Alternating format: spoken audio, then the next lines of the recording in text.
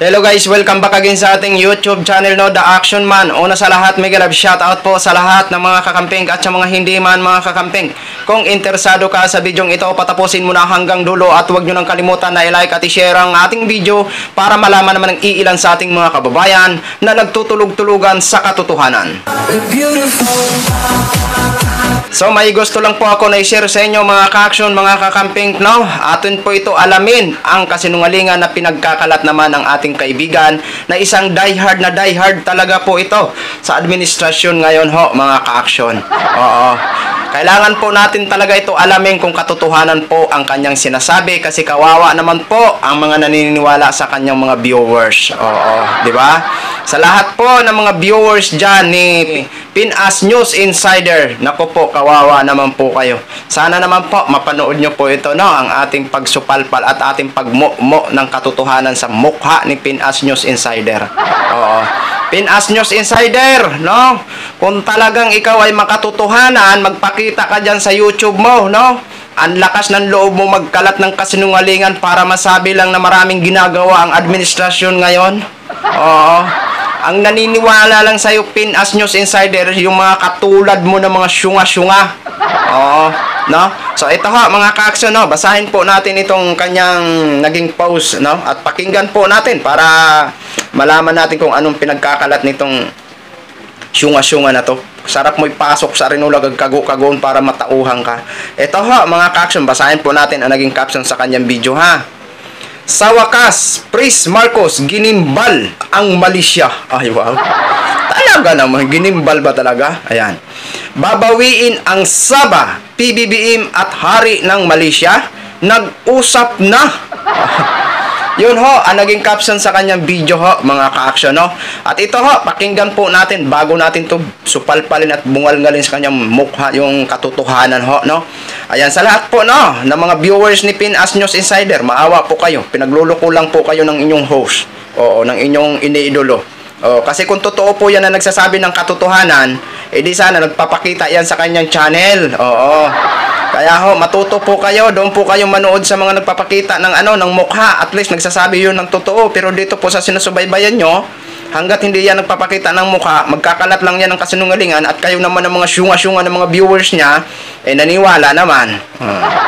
Okay, sige, ito pakinggan ho natin.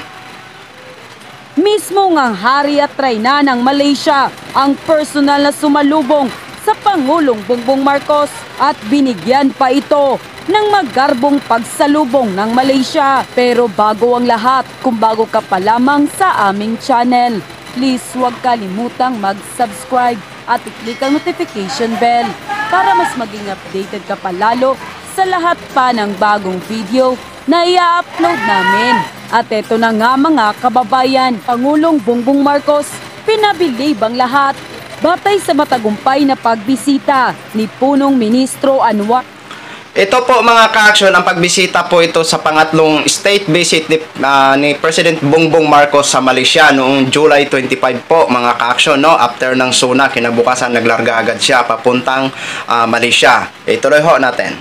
Ibrahim bilang kauna-unahang pinuno ng pamahalaan na nagsagawa ng opisyal na pagbisita sa ilalim ng Administrasyong Marcos noong Marso ay ang kapalit na paglalakbay ni Pangulong Marcos Jr. sa Malaysia sa parehong taon ay isang patunay na muling pinagsama-samang relasyon ng dalawang bansa. Ang bilateral na pagpupulong na ito ay pinagtibay ni Pangulong Bongbong Marcos at Punong Ministro Dato Seri Anwar Ibrahim ay ang pagpapatibay ng ugnayan ng Pilipinas at Malaysia. Ipinahagi nga ni Pangulong Bongbong Marcos na siya at ang punong ministro ng Malaysia ay sumang-ayon na idaos ang susunod na Philippine-Malaysia Joint Commission Meeting o GMC kung saan magkakaroon ng paraan ng kani-kanilang mga pamahalaan upang talakayin ng detalyado ang priority cooperation, partikular na sa transnational crimes,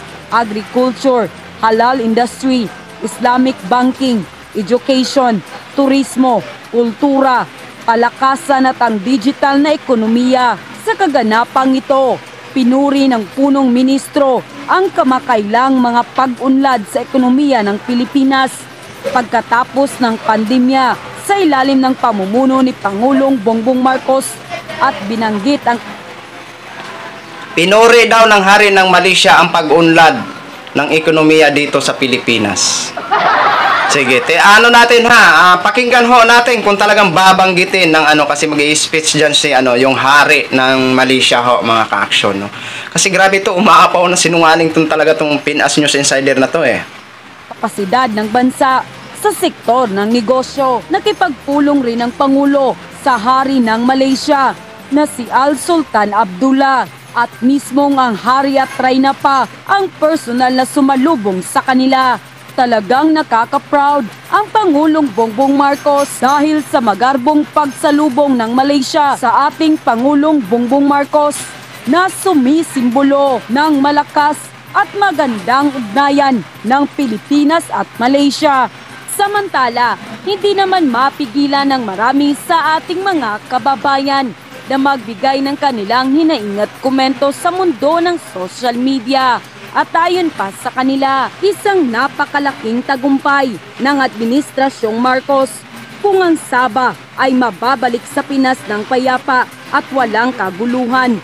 Tunay kang Pangulo ng bansang ito. Mabuhay ka, PBBM! Congrats, PBBM! Siya lang ang nakakagawa nito. Mabuhay ang ating mahal na Pangulo. Mabuhay ang Pilipinas. Grabe, napakagaling talaga ng Pangulo. Kaya siya pumunta sa Malaysia para bawiin na ang Sabah. Hindi talaga kami nagkamali na iboto ka, mahal na Pangulo. Ikaw na talaga. O diba, maliwanag po ha. Maliwanag na napakinggan nyo. Na kaya siya pumunta si Mr. President doon sa Malaysia para bawiin na ang Sabah. Ito ho ay talagang malaki po itong kasinungalingan at pakinggan po natin ang salaysay o speech ng hari ng Malaysia kung nabanggit ba ang nasabing lugar ng Sabah na pinag-aagawan ng Pilipinas at ng Malaysia, no? Kasi sa ngayon ho is yung Malaysia is nangungupahan lang diyan sa Sabah po, mga ka-action. Yung po totoo ngayon sa ngayon. Okay, pagpatuloy ho natin tong nabubuisit ako talaga dito, na high blood ako sa iyo ha. Ang magpapabago sa Pilipinas, katulad ka talaga ng ama mo na si Apu Lakay. Tunay na nagmamahal sa mga Pilipino. Ipagpatuloy mo lang ang magagandang nagawa mo, PBBM. Narito lang kami, laging susuporta sa iyo. #bawiin na ang Sabah. #good news. Nakakaiyak, makabagagdamdami na sa tagal ng panahon. Ngayon lang nangyari ito. Sumaatin po ang kapayapa at katahimikan at kaunlaran. Sama-sama tayong babangon muli. Salamat sa Diyos Ama at nagkakaisa na ang mga bansa.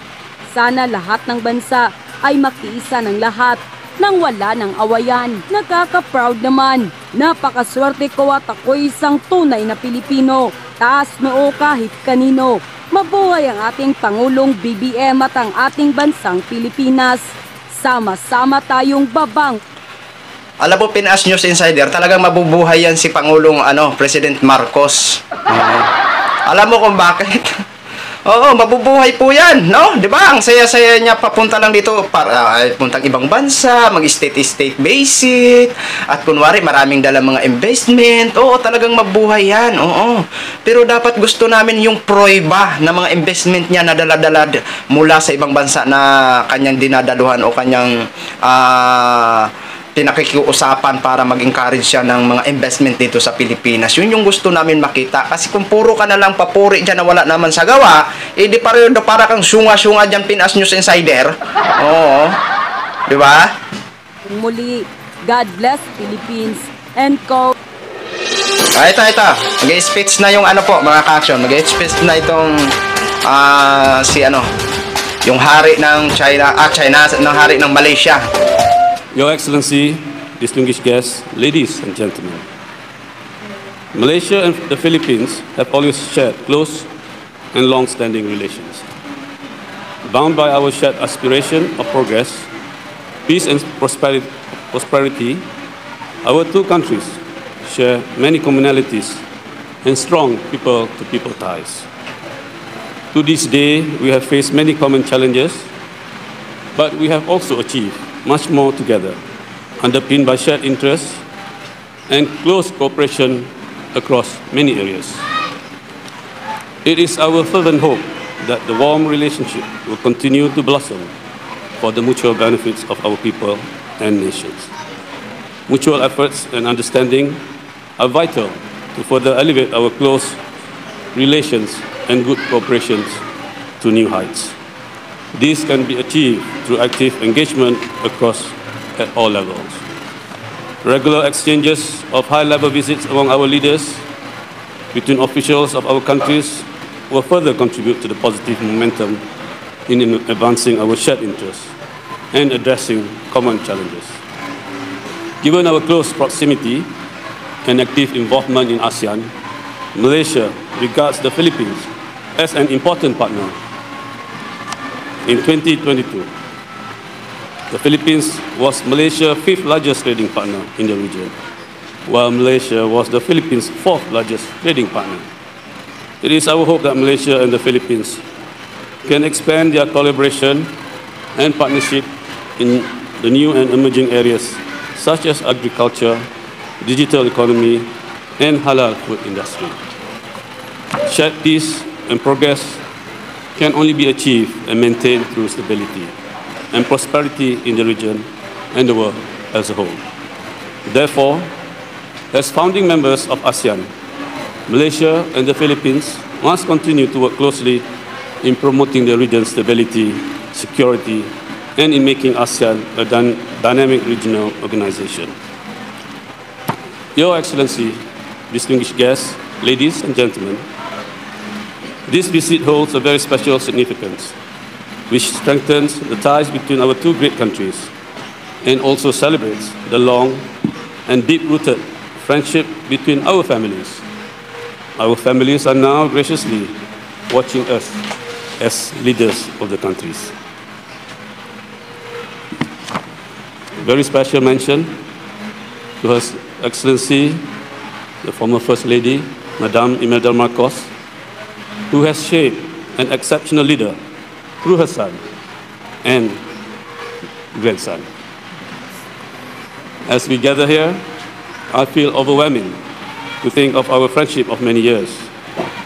One such channel through which we have bonded is the sport of polo, which better described as polo diplomacy.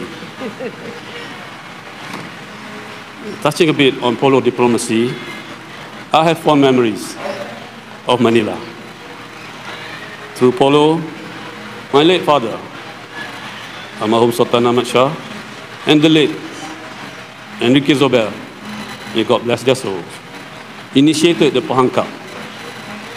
Every year, my Royal Pahang team would compete with our Filipino rivals at the Manila Polo Club, followed with very nice evening cocktails to mingle with the guests. With my brother, Tengku Muda, and others in the team, would play against great players like none other Datuk Gregi Araneta, Datuk Inigo Zobel, Datuk Louis Castalejo, Ricky Abot, Benji Toda, Nicky Jacinto, and many others, with Louis Ismail on the sideline. Of course, and I will live. So yan ho, mga ka-action, mahaba po talaga yung speech dyan ni ng hari ng no. Kung gusto niyo panoorin, puntahan niyo yan si PNAS News Insider, no. Kung gusto niyo panoorin, no. Pero wala po talagang nabanggit diyan na about sa Sabah ho, mga ka-action, no. Ang totoo po na nangyari diyan, kaya po pumunta ito si President Bongbong Marcos sa Malaysia noong July 25 after ng SUNA, kasi nga po sa pangatlong state visit at ayon na rin sa imbitasyon ng hari ng Malaysia. Oo, yung po totoo doon. At sa isang press conference dito sa Pilipinas, mga ka-action, nabanggit din ni Mr. President Bongbong Marcos sa pagpupulong na napag-uusapan ang Sabah, pero wala pa pong desisyon kung ano po ba talaga ang mangyayari sa nasabing pinag-aagawan ng Malaysia at Pilipinas, yung Sabah, sa nasabing lupain, Yun yung sabi ni Mr. President Bongbong Marcos. So sa suma total, PNAS News Insider, makinig ka dyan, no? Sa suma total po, for short, walang nabanggit sa mga nasabing pagpupulong dito lang sa sa Pilipinas, no?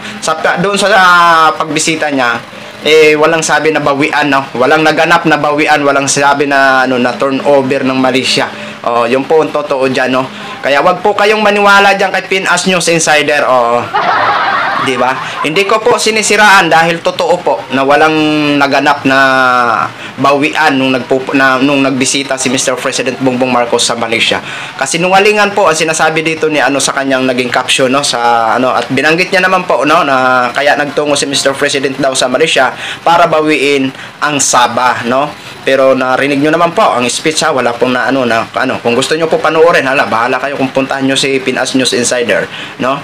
Pero dinideclare ko po isa pong kasinungalingan ang sinasabi ni Pinas News Insider. Pinas News Insider, kung mapanood mo man ito, totoo. Mahiya-hiya ka naman po sa sarili mo, ha? Ayan, mahiya ka naman po sa sarili mo, no? Nagkakalat-kalat ka diyan ng mga maling impormasyon, no? Kawawa naman po ang napapaniwala mo diyan, puro ka fake news na na syunga-syunga ka. Kung hindi lang masama talaga magmura, mumurahin talaga kita eh. Hinahayblad ako dito sa mga mga tao na to na marasa pa talaga mga ka-action. Bakit may mga ganitong Pilipino na gagawa-gawa sila ng kwento na wala naman sa video, wala naman sa mga nasabing gagawa sila ng kalukuhan para para kumita lang talaga sila. At ang matindi dito, maraming napapaniwala. Isipin nyo, 93 views na ho ang So siyempre, marami din ang 93,000 views ang nanood ho sa nasabing video, di ba? 93,000 ang napaniwala. Hindi ko alam kung naniniwala ang iba kasi hindi naman ako nagbasa ng comment. Basta, ito lang lagi kong ma-advise, wag ho tayo maniwala hindi porket maraming views, maraming like ay nagsasabi na ng totoo. Mas maganda pa rin ang mag-research tayo para malaman natin ang katotohanan. So, yun lang ho, mga ka-action, mga kakamping. Thank you for watching. Ako po, ang inyong lingkod, si The Action Man. Maraming salamat sa mga viewers natin, Luzon, Visayas, at Mindanao all over the world. Have a good day, everyone. Beautiful.